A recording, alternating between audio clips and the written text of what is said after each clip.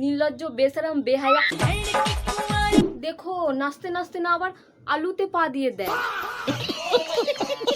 আরে বাবা বছরে একটা দিন হলো রামনবমীর পুজো আর আমি কি বাড়ি শুয়ে থাকবো? হ্যাঁ সেই তো, বাড়িতে শুয়ে থাকলে রাস্তায় পেছনটা কে নাচাবে?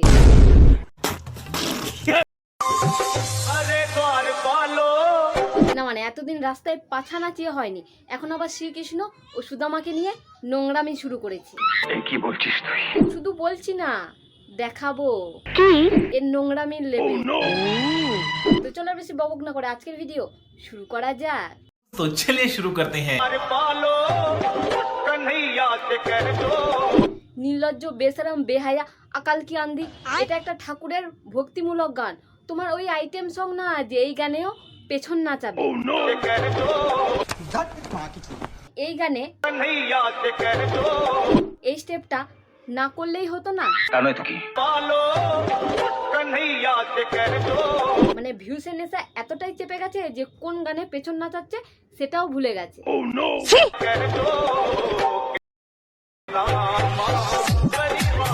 না মানে এসব ভক্তিগীতি আর এই সুদামাকে নিয়ে ব্যঙ্গ করার জন্য কোন দিন না একে গারদে ভরে দেয়।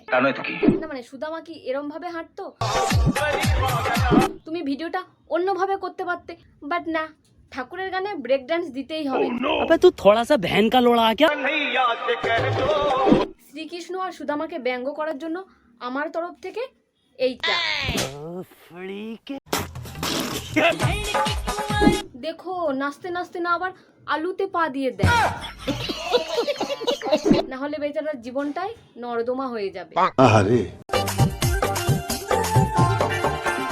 বেচারা দাদুটাও বুঝতে পারছে না এদের পাল্লায় পড়ে খিল্লির পাত্র হচ্ছে। डिप्रेशन। এই এক গানে আর একই জায়গায় যে আর কত নাচন কদন করবে কে জানে। এর পেছন নাচানো স্বভাব আর যাবে না। ঠিক বলেছো। আগে রাস্তায় একা পেছন নাচাচ্ছিল, এখন ছেলেদের সামনে পেছন নাচায়। খুব দারুণ লজ্জার ব্যাপার। এখন আবার দাদুরও এন্ট্রি হয়ে গেছে মাতাল নাটকটাকে আরো জম্পেস করার জন্য। ভিউসের নেশা ধরলে গড়াগড়ি দিয়ে কেলিয়ে যেখানে সেখানে শুয়ে পড়তে পারবে। হ্যাঁ তা তো দেখতেই পাচ্ছি। যেমন এখন দাদুর সাথে কেলিয়ে শুয়ে আছে।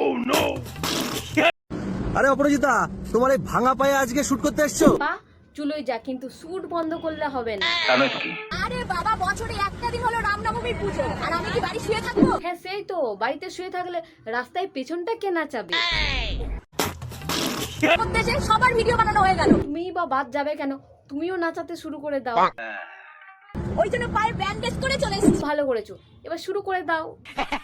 তো গাইস আজকের ভিডিও এই পর্যন্ত। যদি ভালো লাগে লাইক সাবস্ক্রাইব করতে পারো, আর যারা ফেসবুক থেকে দেখছো পেজটিকে ফলো করে দিও।